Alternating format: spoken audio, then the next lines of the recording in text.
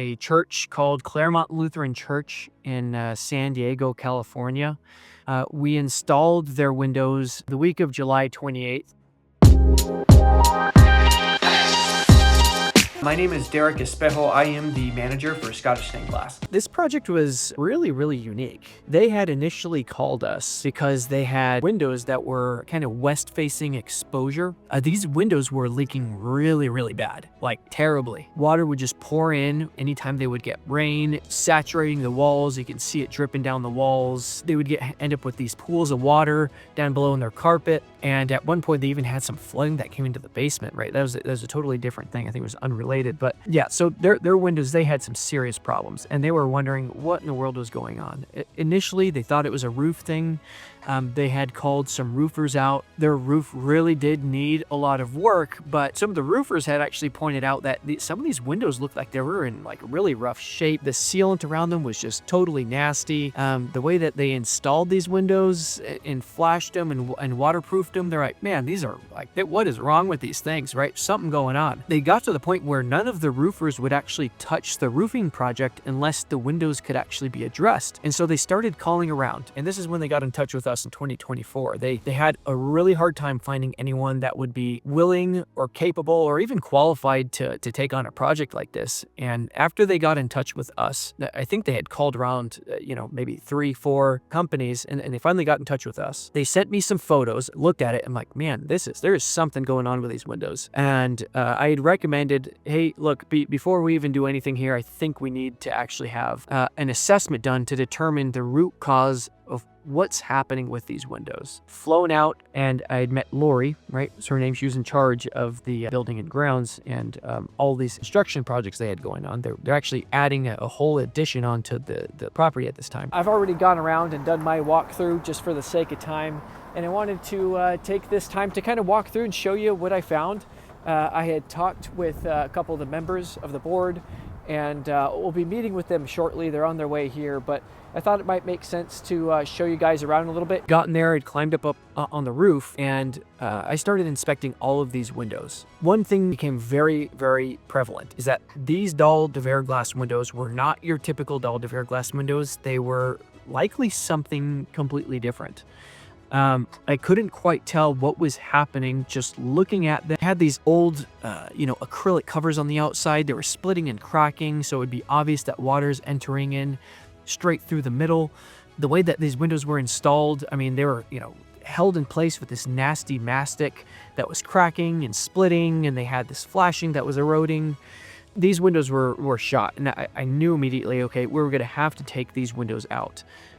Some of the other windows up along that were maybe facing the northern exposure.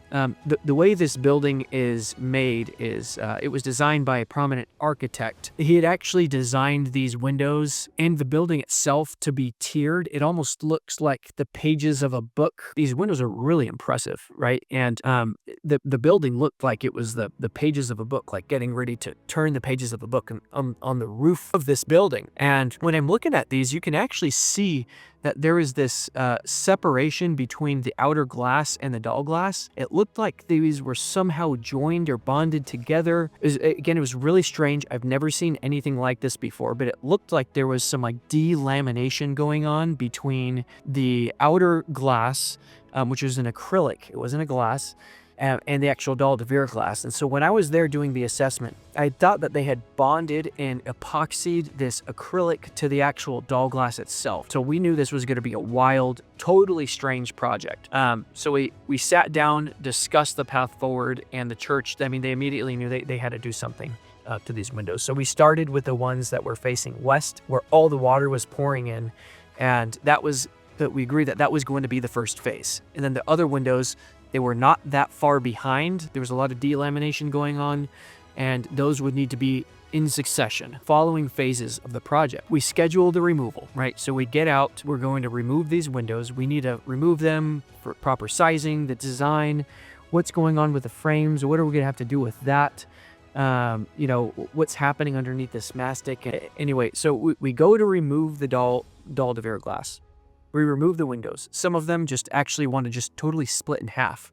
And we realized two things. When we remove the windows, one, the frames, which we assumed this was going to be the case during the time of the assessment. So this was no surprise. It just confirmed what we already knew and what we were already prepared for. So the assessment helped the church get ahead of this surprise, but the wood framing was totally shot and needed to be reconstructed, right? So that was the first thing.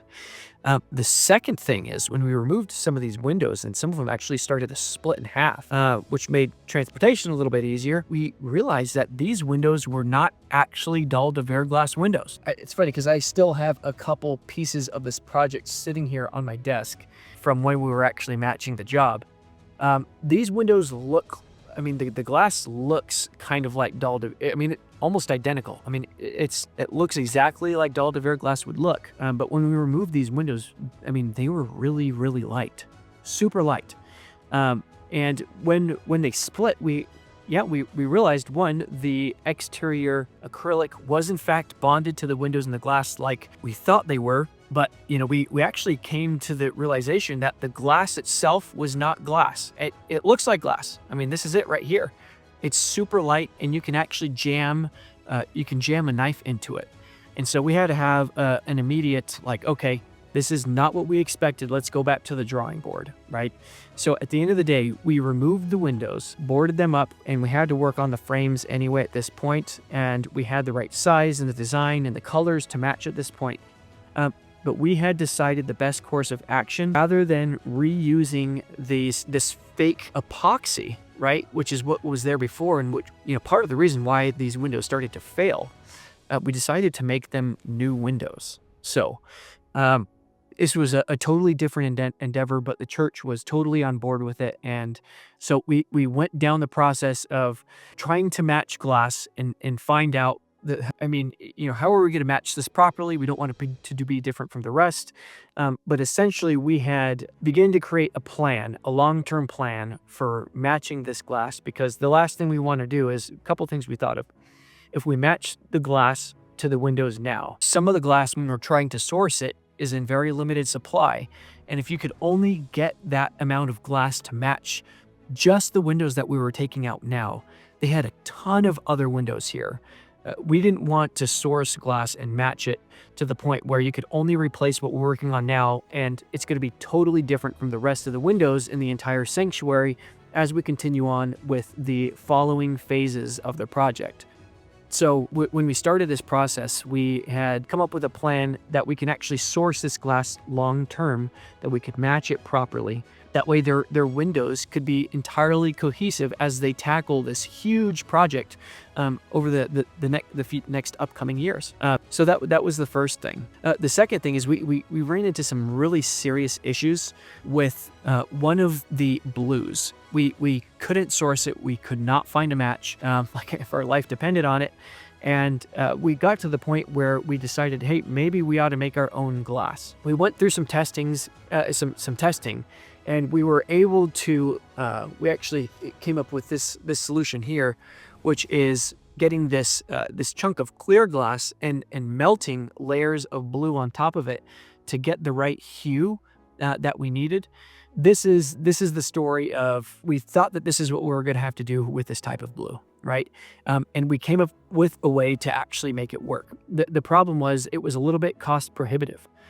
It was really expensive. It took a ton of time to do. It's totally possible, and we made it work. However, it was a bit of a godsend, right? We were actually able to source the blue. One thing led to the next, and we found a supplier who had this stash of this old Dalle de Verre glass. I mean, it was totally wild, but we were actually able to source it, you know, at a cost that would be much more reasonable to the church, and something that we can actually use long-term as well. So we went through all this work. We came up with a solution.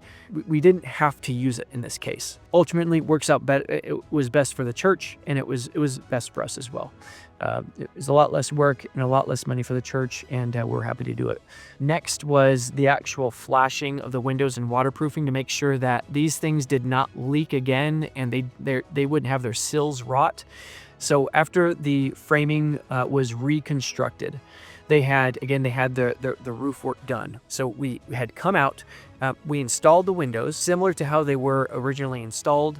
However, instead of using this metal flashing, which corrodes, it deteriorates, it separates from the wood and water seeps in, we decided to go on with a rolled roofing type flashing.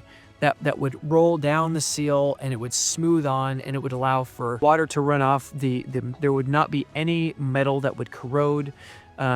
We even did a tape flashing beneath it. So we did this kind of we did this liquid flashing. We did this tape flashing that ran up the sides of the windows. Once that was all done, we sealed it all up and we caulked it. Then we got that roofing on, and then we sealed and caulked that after we applied that and had it run back down onto their existing roofing. It was bomb-proof, right? I mean, these windows, they will never leak. And the way that we actually had reconstructed and repoured these windows, I mean, they're going to last them 80 years plus, right? And so their existing windows failed after about 50 years. And so they're going to get much, much more life out of these windows. As we continue on to the next phases, their building's their Dalle de Verre glass in their building's going to last them for generations.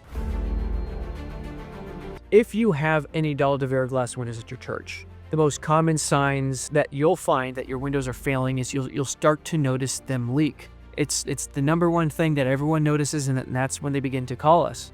Sometimes you'll get little chunks of glass that start to fall out, and some people think, hey, why don't we just caulk this thing back in? I would highly suggest, before you think about recaulking something back in and popping that piece of glass back in, or just resealing the outside of your windows to keep the water out, I highly suggest you call a professional like churchstainedglassrestoration.com. Just put an inquiry on our website or give us a phone call. Likely you'll get in touch with either myself. That's how you can get a hold of us, and we'd be happy to discuss the process, walk you through any questions, concerns that you might have, educate you on your windows further, make sure that your windows can last you for generations to come.